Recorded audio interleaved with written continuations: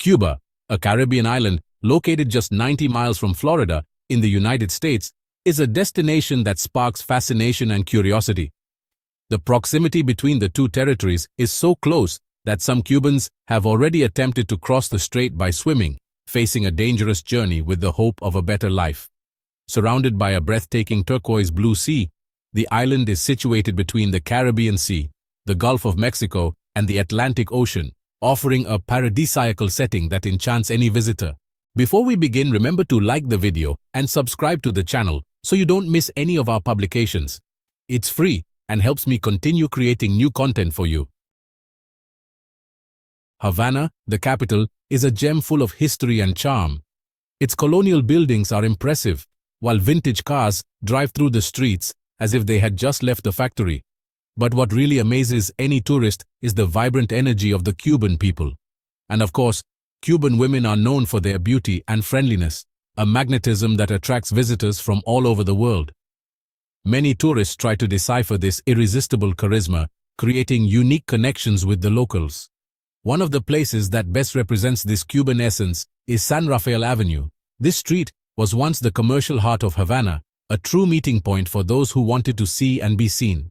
Today, even with a slightly dimmed glow, the avenue still pulsates with life.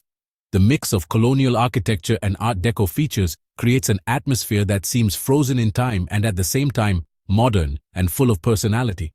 And as you walk along, it's impossible not to be carried away by the sound of street musicians who transform any stroll into an open-air show. The contrast of Havana is something that catches the eye. On the one hand, there are shops accessible to Cubans, selling products in national pesos. On the other hand, there are boutiques aimed at tourists, charging in convertible currency. But don't be fooled. San Rafael Avenue is not just about commerce. It's a reflection of everyday Cuban life, with simple cafes serving strong, unforgettable coffee, always accompanied by a good conversation with the locals. Havana also has its more complex side, and one of them involves the professionals of love. Forget any cliches, because here reality has its own nuances. Many of these women speak several languages, are cultured, and in many cases, create bonds that go beyond the superficial. It is not uncommon for tourists to return to Cuba to reconnect with these people and deepen relationships. But for those who wish to get involved, the advice is clear. Avoid intermediaries, be respectful, and be transparent. The practice is not officially legalized, but neither is it rigidly repressed, making common sense the best choice. For those planning a trip to Havana, some survival tips are essential. First rule, leave your gold jewelry at home. Havana is safe, but showing off can attract unwanted attention. Another important recommendation: illegal substances are not tolerated, and the police do not hesitate to act. When taking pictures, be careful. Avoid photographing police or military installations, as this can cause serious problems. Street food is a tempting experience, but it also requires attention. Before venturing into the local delicacies, take a good look at the hygiene conditions. Prefer well-cooked or fried dishes to avoid digestive upsets that can turn your trip into a real problem. Another important warning: watch out for the jineteros. They are those clever people who approach tourists offering incredible restaurants, must-see tours, or exclusive parties. The catch?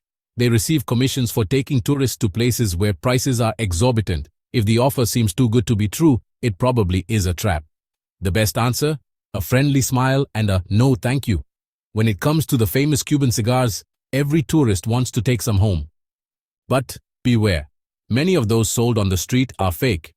Some versions are made with banana leaves, newspaper, or anything other than quality tobacco. To avoid headaches and ensure an authentic product, buy only from authorized stores.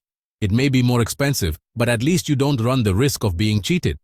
A simple but essential tip: don't drink tap water. The water supply infrastructure in Cuba is old, and the water may contain bacteria and parasites. The last thing you want is to spend your vacation in the bathroom. To avoid problems, always opt for bottled water.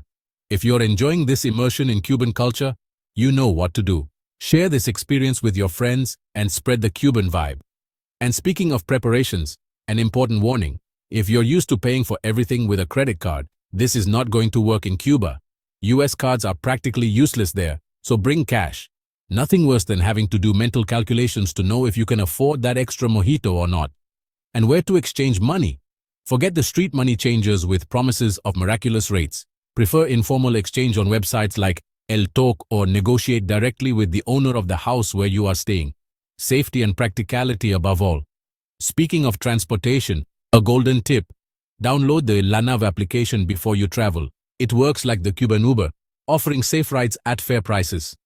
This avoids the classic scam of taxis that charge inflated fares as soon as they spot a tourist. When choosing where to stay, licensed private homes are the best option.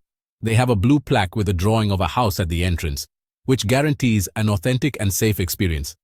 Plus, you might be lucky enough to have a homemade Cuban coffee and chat with the hosts. People in Cuba have a natural magnetism that captivates any visitor. Cuban women, for example, are communicative, charismatic, and without a doubt, very beautiful. But be careful, it's easy to fall in love on vacation, but not all relationships go beyond the trip. In many cases, there are interests that go beyond romance, whether for economic reasons or the search for an opportunity for a better life. This doesn't mean that true feelings don't exist, but it's always good to keep your feet on the ground and avoid idealizations. There are tourists who get so involved that they end up keeping in touch even after returning home, regularly sending money to the girls they met. Some even return several times to meet up with them. And yes, there are stories that really turn into lasting romances worthy of a movie. But in most cases, these intense passions last only as long as the trip.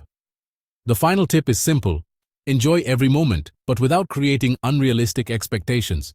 Be honest, respectful, and enjoy the trip for what it is.